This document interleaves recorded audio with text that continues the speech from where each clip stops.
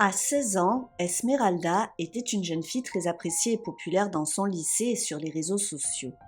Malheureusement pour elle, l'adolescente se trouvait dans le viseur d'un prédateur sans vergogne qui n'était autre que l'un de ses professeurs. Bonjour à tous, j'espère que vous allez bien. Moi c'est Virginie et je suis ravie de vous retrouver aujourd'hui pour une nouvelle vidéo. Cette histoire traite d'un sujet particulièrement sensible, mais sans plus attendre, je vous propose de découvrir ensemble tous les détails de cette triste affaire.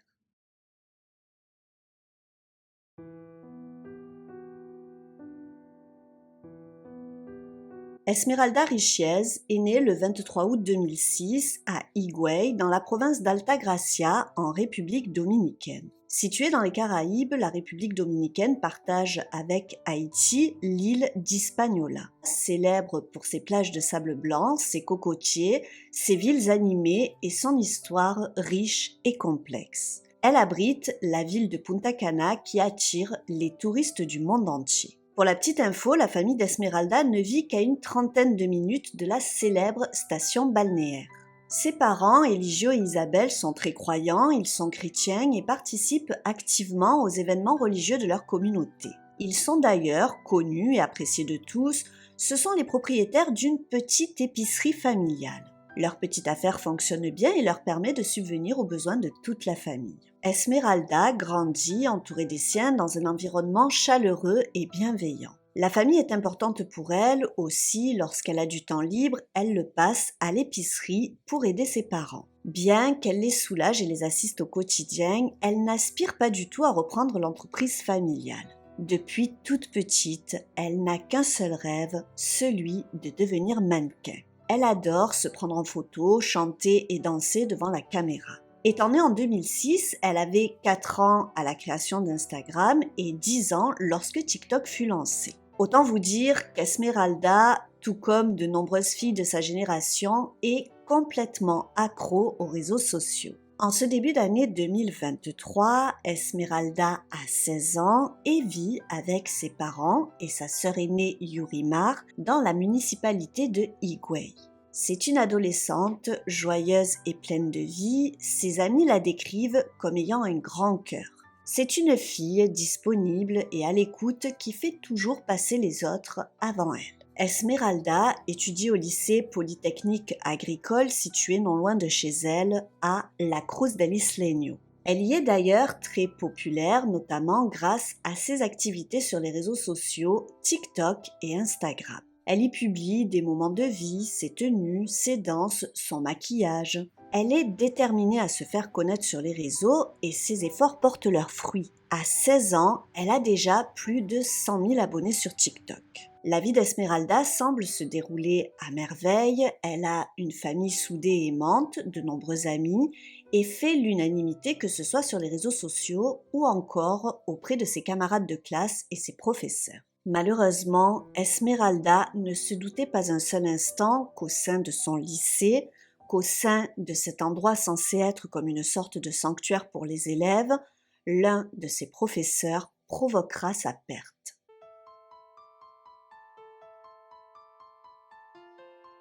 Le dimanche 12 février 2023, aux alentours de 18h, une voiture de marque Honda et de couleur noire se gare devant chez Esmeralda. Cette voiture est celle de John Kelly Martinez, qui n'est autre que le professeur de mathématiques de l'adolescente. John Kelly Martinez est lui aussi natif de Higüey et il est diplômé de l'Institut de recherche en sciences humaines de l'Université des Caraïbes. Il a été nommé professeur de mathématiques récemment, en avril 2022, à l'âge de 35 ans. Depuis, il travaille dans le lycée où étudie Esmeralda en tant que professeur de mathématiques. John est un père de famille sans histoire qui est marié à une enseignante de la même école, Jessie Espinal. Le couple a 2 filles. Dès le début, John s'est beaucoup impliqué dans l'établissement. Il a cette facilité, cette capacité à entrer en contact avec ses élèves. L'adolescente l'a tout de suite bien apprécié. Après, il faut dire que John a un style bien à lui. Il est du genre à briser la distance et à parler davantage comme un ami plutôt qu'un professeur. Aussi, il fait l'unanimité auprès de ses élèves qui sont habitués à des professeurs formels et distants. Esmeralda avait d'ailleurs à plusieurs reprises parlé à Isabelle, sa mère, du charisme de son nouveau professeur et ne tarissait pas d'éloges quant à ses qualités d'éducateur. L'enseignant, très pédagogue, motivait la jeune fille à travailler dur pour avoir de bons résultats. L'adolescente de 16 ans appréciait beaucoup son professeur de mathématiques. Ce soir-là, donc, le professeur de 35 ans, accompagné de son cousin, Ruben Morillo Martinez, 20 ans, ainsi que de 3 autres jeunes filles de la même classe qu'Esmeralda, viennent la chercher afin de faire une sortie, une sorte de promenade pédagogique. Le professeur de mathématiques demande donc à Isabelle, la mère d'Esmeralda, la permission d'emmener l'adolescente avec eux. Isabelle est gênée, d'une part son mari Eligio n'est pas à la maison, il est à l'église, et d'autre part c'est dimanche et le lendemain Esmeralda doit se rendre en cours. La jeune fille insiste auprès de sa mère, expliquant que son professeur est un peu comme un ami. La maman, au final, accepte à condition qu'elle ne rentre pas tard. Isabelle, bien qu'étonnée de voir l'un des professeurs de sa fille la solliciter pour une sortie, se rassure en se disant que l'adolescente est en bonne compagnie. Que pourrait-il donc lui arriver aux côtés de son professeur, d'autant plus qu'il y a également ses copines de classe avec elle. La mère de famille dit alors au revoir à sa fille en lui faisant promettre de rentrer tôt, ce à quoi la jeune fille répondra « Oui maman, ne t'inquiète pas ». Il est près de 19h lorsque la Honda noire dans laquelle se trouve Esmeralda, ses amis, son professeur de mathématiques ainsi que son cousin s'éloignent de la maison de l'adolescente. Quelque temps plus tard, Eligio, le père de la jeune fille, revient enfin de l'église. En arrivant, sa femme lui explique ce qu'il en est et tout de suite, Eligio ne le prend pas très bien. Il s'agace de la situation, ça ne lui plaît pas du tout que sa fille sorte à cette heure-ci, d'autant plus avec son professeur. Voyant que le temps passe et qu'Esmeralda n'est toujours pas rentrée, il décide de l'appeler. À 22h, il contacte donc sa fille qui lui dit qu'ils reviennent de la plage et qu'ils rentrent bientôt. Eligio et Isabelle, suite à cet appel, s'agacent un peu plus. Il n'était initialement absolument pas question d'une quelconque sortie à la plage et encore moins à cette heure-ci. Près d'une heure plus tard, Esmeralda, accompagnée d'une amie, est enfin de retour au domicile familial. Tout de suite, ses parents remarquent que quelque chose ne va pas. Leur fille a un comportement étrange, elle a le teint très pâle, elle ne semble pas aller bien du tout. Sa mère s'inquiète et lui demande alors « Tu as l'air bizarre, qu'est-ce qui ne va pas ?»« Il n'y a rien maman, tout va bien », lui répond Esmeralda. Isabelle, ne se contentant pas de la réponse de sa fille, demande alors à son amie ce qu'ils ont fait, ce qu'il s'était passé. La jeune fille lui répond qu'ils sont simplement allés à la plage, ils s'y sont baignés. Il est vrai, ils ont bu quelques bières, mais rien de plus. Puis, les deux copines se dirigent vers la chambre d'Esmeralda. Ses parents, qui déjà n'étaient pas très rassurés, le sont maintenant encore moins. Ils suivent leur fille dans sa chambre en continuant de lui réclamer des comptes. Les deux copines sont assises en silence sur le lit. Eligio et Isabelle haussent le ton et se mettent à réprimander de plus belle leur fille pour être entrée si tard. Pendant qu'elle se fait disputer, Esmeralda, qui semble de plus en plus bizarre, se lève et se met debout. C'est alors que ses parents aperçoivent une grosse tache de sang sur le lit. Affolée, sa mère lui demande ce qu'il s'est passé, ce qui ne va pas, mais la jeune fille la rassure en lui expliquant que ce mois-ci, ses menstruations sont simplement plus importantes. Après quelques allers-retours dans la salle de bain, Esmeralda dit à ses parents qu'elle ressent quelques douleurs et qu'elle souhaite se coucher au plus vite car elle est exténuée. L'atmosphère étant quelque peu étrange et pesante, l'amie qui devait dormir chez la jeune fille pense qu'il est préférable de retourner chez elle. Elle appelle son père qui, immédiatement, vient la chercher. Isabelle, pour soulager sa fille, lui donne un médicament pour atténuer les douleurs, puis l'adolescente part se coucher. Hélas, les parents d'Esmeralda, pensant que leur fille avait seulement des règles un peu plus douloureuses que d'habitude, ne prirent pas la mesure de la situation. Ils ne l'emmenèrent pas consulter de médecin à l'hôpital. Ils le regretteront amèrement.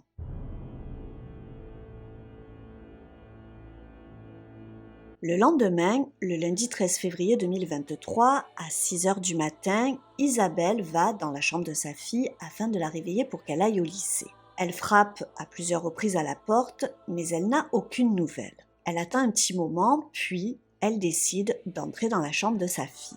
Là, elle découvre avec frayeur le lit d'Esmeralda vide et totalement ensanglanté, une véritable vision d'horreur. Elle retrouve sa fille allongée face contre terre sur le sol de la salle de bain, son corps est inerte et raide, elle baigne dans une flaque de sang. Isabelle, devant cette scène infernale, pousse un cri déchirant qui réveille son mari et son autre fille, Yorimar. Les urgences sont immédiatement appelées. Malheureusement, il est trop tard, Esmeralda n'est déjà plus de ce monde.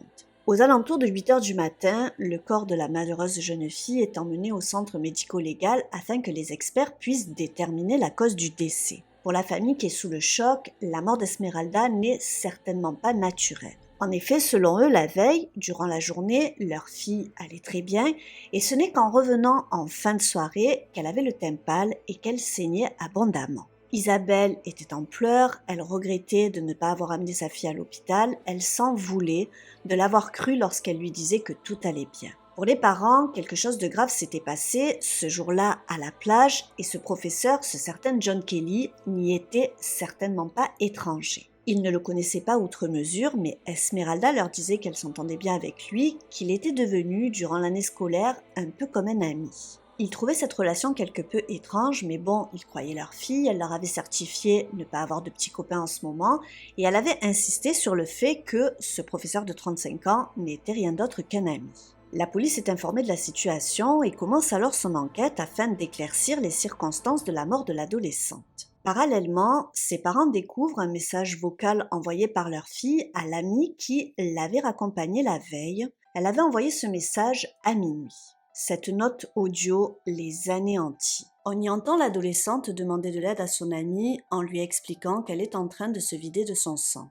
Voici l'extrait. Voy a estar lleno de sangre. Ayúdame. Por favor. Ayúdame, yo me estoy desangrando.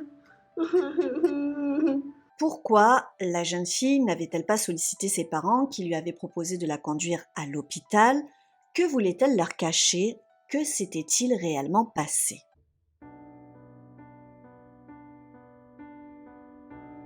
La police, qui enquête activement sur l'affaire, analyse dans un premier temps le téléphone d'Esmeralda. Ils y découvrent alors plusieurs conversations faisant mention d'une relation bien plus intime entre l'enseignant de 35 ans et l'adolescente qu'une simple relation professeur-élève. Les parents des filles présentes lors de cette ultime sortie remirent également aux forces de l'ordre les téléphones des adolescentes qui avaient toutes entre 15 et 16 ans. Les premières investigations sur les téléphones des 3 amies présentes révélèrent que John Kelly était, depuis la nuit du drame, continuellement en communication avec ses élèves. Il voulait avoir des nouvelles d'Esmeralda. La nouvelle de la mort de la jeune fille se diffusa comme une traînée de poudre aux 4 coins de la ville. Cette tragédie choqua toute la communauté d'Higway, chacun y allait de son petit commentaire et certaines rumeurs, certaines hypothèses commencèrent à voir le jour, notamment sur les réseaux sociaux. Des témoignages d'élèves anonymes affluaient sur Internet pour expliquer que la relation intime entre le professeur de mathématiques et Esmeralda était un secret de polichinelle au sein du lycée. Beaucoup d'élèves étaient au courant. D'ailleurs, la grande sœur d'Esmeralda, Yorimaz, raconta qu'elle avait vu, elle aussi, à plusieurs reprises sa sœur en compagnie du professeur. Seulement, lorsqu'elle lui demandait s'il y avait quelque chose entre eux, la jeune fille niait farouchement toutes relations intimes. Une note audio semblant appartenir à l'adolescente qui avait raccompagné Esmeralda jusque chez elle fuita. Dans ce message vocal, on peut y entendre la jeune fille expliquer que lorsqu'ils étaient à la plage ce soir-là, elle avait vu le professeur de 35 ans donner à Esmeralda 5 pilules qui l'ont fait saigner quelque temps plus tard, comme si l'adolescente de 16 ans était en train de faire une fausse couche. Il n'en fallait pas plus pour enflammer les réseaux sociaux. Pour l'opinion publique, c'est sûr, l'enseignant entretenait une liaison avec son élève, il l'avait sans doute mise enceinte et il a donc voulu la faire avorter en lui donnant des pilules abortives. Cette hypothèse d'ailleurs était presque la même que celle de la famille, hormis que pour les parents d'Esmeralda, John Kelly avait sûrement violé leur fille, puis, ayant certainement peur qu'elle soit enceinte, il lui avait donné les pilules abortives qui lui auraient causé cette hémorragie fatale. Tout le monde attendait avec impatience les résultats de l'autopsie afin d'y voir plus clair. La famille, qui était déjà en plein deuil, recevait chaque heure de nouvelles informations par le biais des amis de leur fille. Ils apprirent donc par les camarades de classe d'Esmeralda et les différents témoignages sur les réseaux sociaux que le professeur de 35 ans avait un comportement plus qu'ambigu avec la jeune fille. Pour la police, beaucoup trop d'éléments plaidaient d'ailleurs en faveur de l'enseignant dans cette affaire. John Kelly était désormais le suspect numéro 1.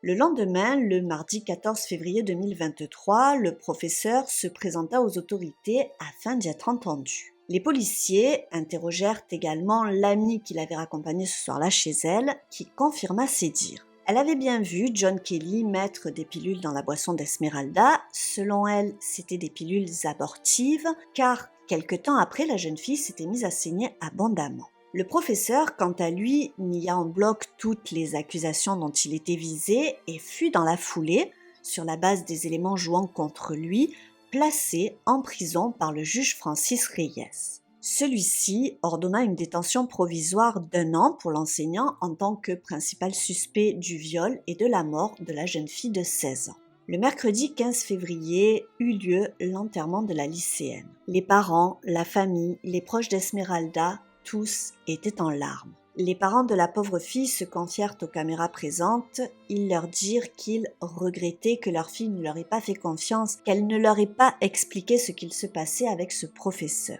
Pour eux, aucun doute, John Kelly avait tué leur fille. Ils réclamaient que justice soit faite, que le responsable soit sévèrement puni. Durant cette même journée, le cousin de l'enseignant présent lors de cette terrible soirée, Ruben, fut lui aussi arrêté. La police l'interrogea, puis le mit en examen.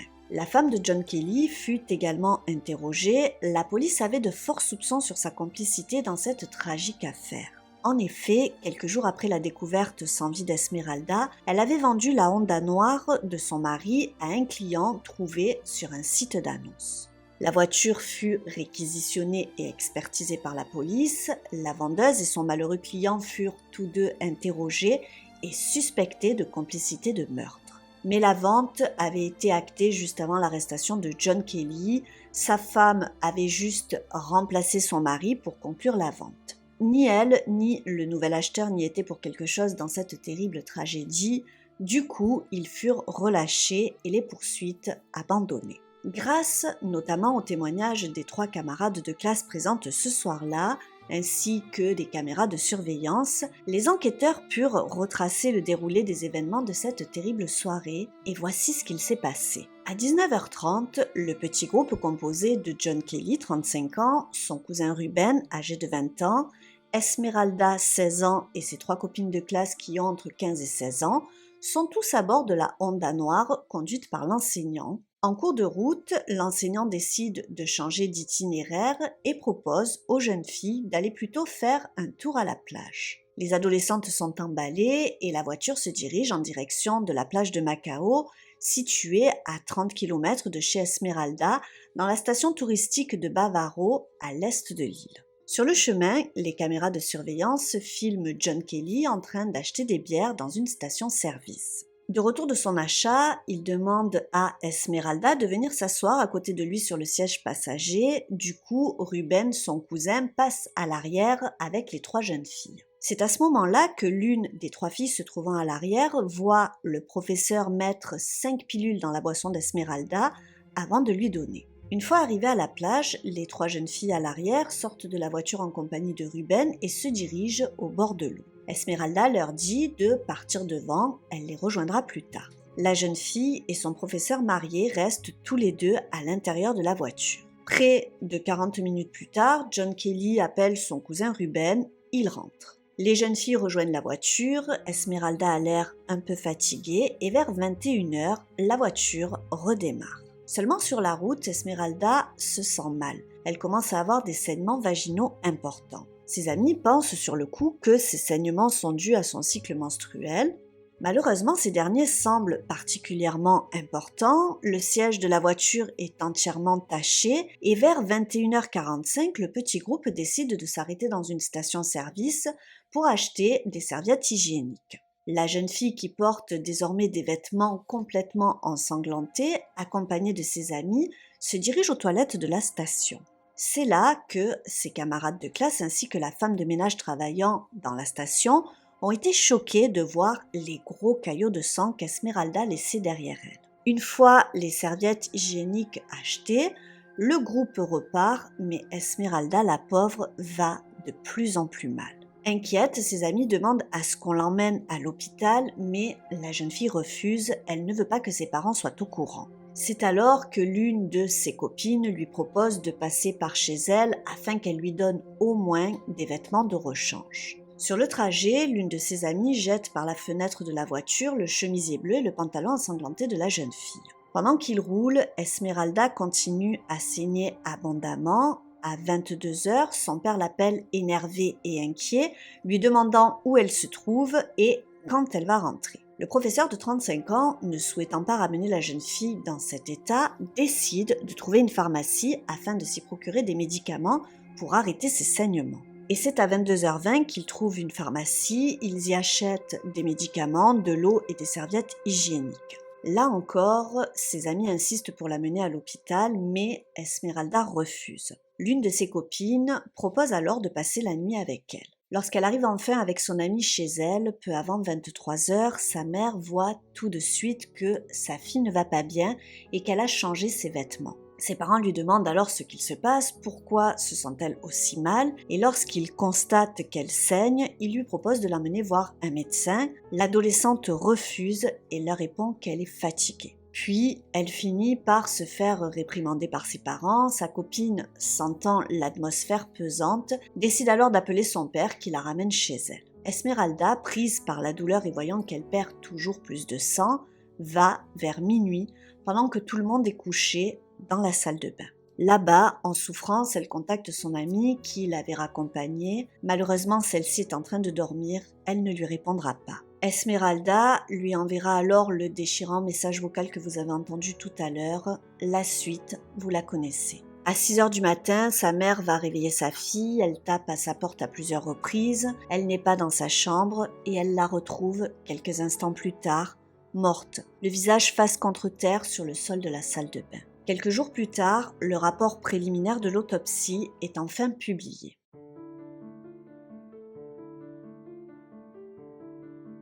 Le rapport préliminaire tant attendu indique que la jeune fille a été victime d'une activité sexuelle violente ayant entraîné une grave perte de sang. Le décès serait dû à une déchirure vaginale qui aurait causé une hémorragie interne et un choc hypovolémique empêchant son cœur de pomper suffisamment de sang, causant ainsi sa mort. Le rapport mentionne également que la jeune fille présente plusieurs contusions sur le corps. Selon le légiste, Esmeralda n'était pas enceinte. Toute la famille, les proches de la jeune fille sont sous le choc. Ils ne sont pas du tout satisfaits du résultat. Selon eux, l'hypothèse de la grossesse correspond mieux à ce qu'il s'est réellement passé. Des voix d'experts s'élèvent dans les médias expliquant que la mort d'Esmeralda n'était au départ pas définie comme d'origine criminelle. Ainsi, l'organisme chargé d'examiner les causes du décès de l'adolescente n'a pas effectué une analyse aussi approfondie que si le décès avait été préalablement désigné comme criminel. Les parents demandent immédiatement un nouveau rapport d'autopsie et l'avocat de la famille explique que tout désigne John Kelly. Des témoins l'ont vu mettre des pilules dans la boisson qu'a bu Esmeralda, sans aucun doute des pilules abortives. Il lui en aurait donné 5, ce qui expliquerait les pertes conséquentes de sang. La famille attend donc avec impatience le rapport final qui contiendra également les analyses toxicologiques. Elle est persuadée que la mort d'Esmeralda est due à un surdosage de pilules abortives que lui aurait donné son professeur.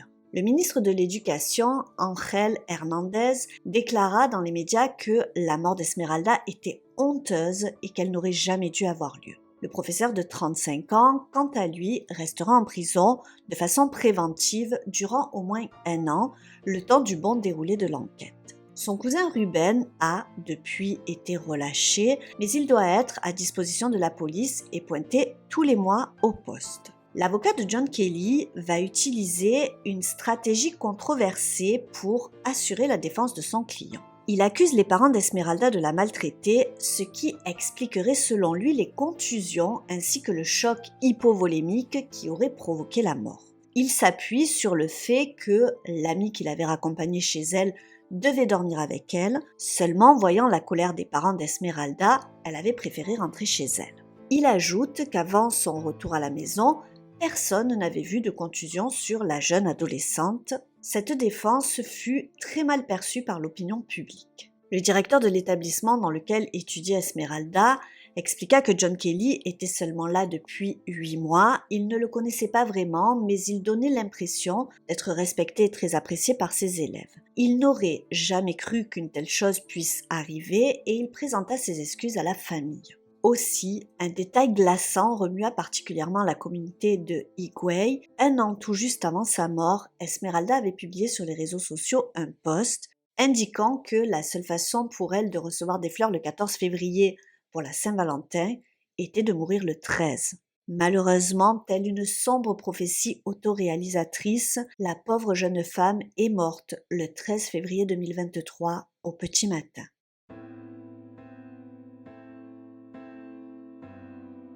Lorsque j'ai découvert cette affaire, je l'ai trouvée particulièrement choquante. Elle pose une réflexion éthique et morale sur un sujet beaucoup plus courant que ce qu'on ne le pense, les relations prof-élève. Étant moi-même professeur, bien que j'enseignais au primaire, je voyais bien combien les enfants et les parents me faisaient confiance et je trouve particulièrement méprisables les personnes qui utilisent cette influence sur des enfants, des adolescents ou des personnes vulnérables afin de profiter d'elles. John Kelly était un nouveau professeur, il était charismatique et arrivait facilement à communiquer avec ses élèves. Il donnait l'impression d'être proche d'eux, de les comprendre. Les élèves l'appréciaient, ils le trouvaient cool. Je pense qu'il a joué de sa fonction afin de séduire sa jeune élève. Ils ont vraisemblablement dû entretenir une relation, sinon la jeune femme n'aurait pas été emballée à l'idée de l'accompagner lors de cette terrible soirée. Sans doute que ce sombre père de famille avait eu plusieurs rapports sexuels avec son élève, il ne devait sans doute pas se protéger et il avait peur que l'adolescente tombe enceinte. D'ailleurs, cette triste affaire relança sur l'île le débat sur l'avortement.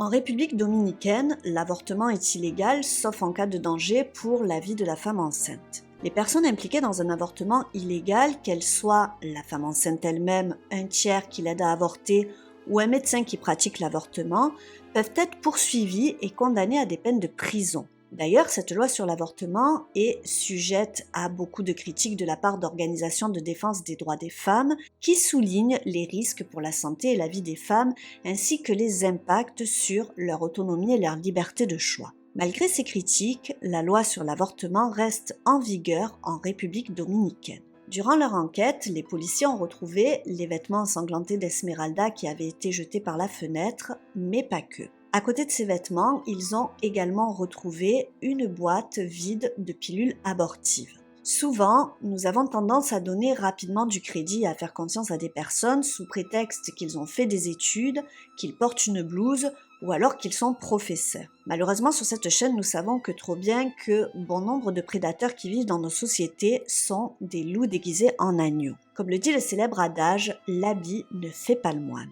J'avais déjà traité sur la chaîne de cette thématique l'affaire Brittany Zamora qui était tout comme John Kelly enseignante et qui entretenait des liaisons et abusait de ses élèves qui étaient en classe de 6e. D'ailleurs, beaucoup d'entre vous avaient été choqués de sa peine. Pour ceux qui ne l'ont pas vu, je vous mets le lien en description. La pauvre Esmeralda a dû vivre un véritable calvaire lors de cette dernière nuit. Je n'ose imaginer la souffrance qu'elle a vécue. Je ne sais pas comment ça s'est passé entre elle et ses parents après que son amie soit partie. Cependant, malgré le supplice qu'elle vivait, elle ne les a pas avertis, elle ne les a pas réveillés, elle ne les a pas sollicités une seule fois. Sans doute avait-elle peur, avait-elle honte qu'une fois à l'hôpital, il découvre qu'elle avait eu des rapports sexuels ou encore qu'elle était enceinte. Quoi qu'il en soit, elle a préféré souffrir en silence seule que de leur parler. Esmeralda avait sa petite notoriété sur les réseaux, ce qui la rendait très populaire au sein de son lycée, mais aussi très vulnérable face aux prédateurs. Elle était d'ailleurs très précoce sur les réseaux, elle a posté ses premières photos sur Facebook alors qu'elle avait 10 ans, puis elle a découvert TikTok et Instagram. Il y a des vidéos d'elle dans lesquelles elle danse à 13 ans de façon assez sexy, en twerkant. Son sinistre professeur de mathématiques n'avait du coup pas besoin de chercher bien loin pour trouver des posts, des photos sexy de sa jeune élève sur les réseaux. Il n'avait qu'à taper son nom sur Internet. Les réseaux sociaux font aujourd'hui partie intégrante de notre quotidien et la jeunesse y est entièrement plongée. Elle y voit des personnalités, des chanteurs, des candidats de télé-réalité qui pour beaucoup postent des contenus plus sexy les uns que les autres. En voyant tous ces contenus très sexualisés au quotidien, cette jeunesse, mais pas que, croit que pour être tendance, que pour être dans la norme, il faut être aussi sexy dans la vie que sur les réseaux. Beaucoup de jeunes filles ne voient pas le mal à s'exhiber ainsi, elles se sentent en sécurité derrière leur téléphone, dans leur chambre, elles pensent qu'elles sont à l'abri des prédateurs, mais ce n'est pas le cas, au contraire. Elles sont des cibles de choix. Les signaux renvoyés par certains comptes Insta ou TikTok de jeunes filles, nous le savons, attirent des prédateurs sans morale ni vergogne. Certains aiment me répéter en commentaire que je culpabilise les victimes dans certaines affaires alors que ce n'est absolument pas le cas. Bien sûr que je n'incrimine pas Esmeralda pour ce qui lui est arrivé, si elle n'avait pas eu de réseaux sociaux, il aurait quand même pu lui arriver la même chose. Cependant, je pense qu'il faut se protéger, que ce soit dans la vie réelle ou sur les réseaux, et surtout, il faut protéger les jeunes. Le monde, à l'image de cette tragique affaire, n'est pas rempli que de bisounours ou de personnes bienveillantes. Bien sûr, il n'y a pas que des monstres non plus.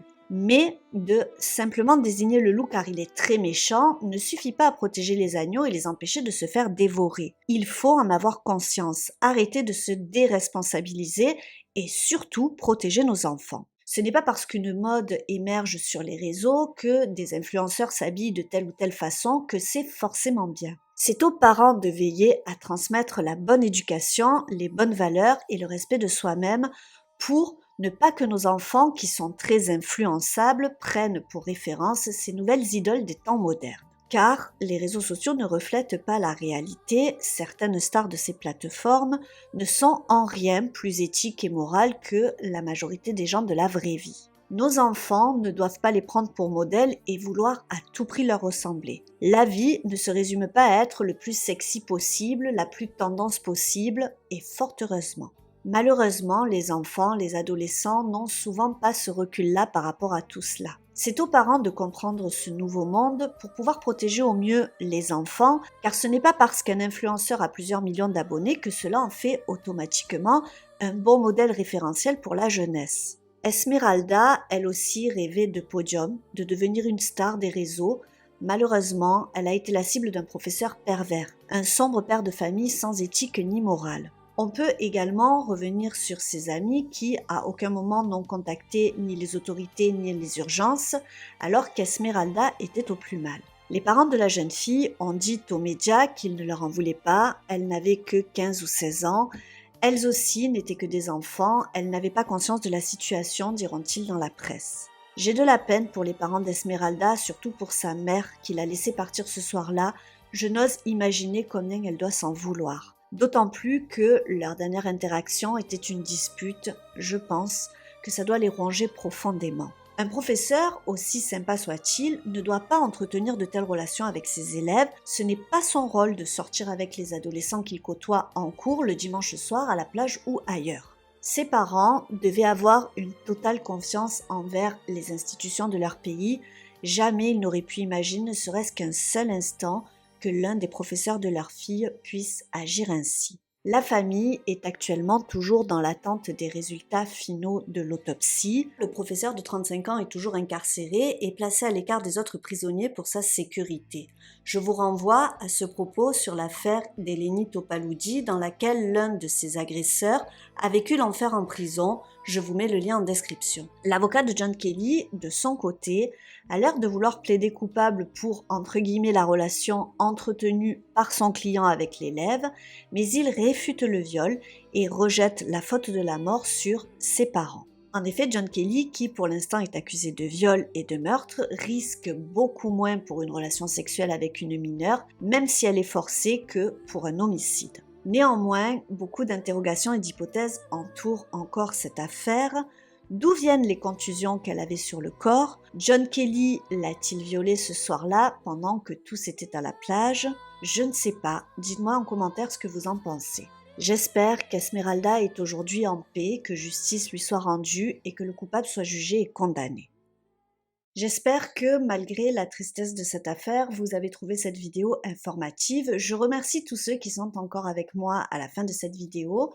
Et si c'est votre cas, vous pouvez inscrire justice pour Esmeralda dans les commentaires. Vous pouvez me soutenir en likant, partageant et vous abonnant si ce n'est pas déjà fait. Moi, je vous dis à très vite pour une nouvelle histoire criminelle sur la chaîne. Mais jusque-là surtout, restons prudents!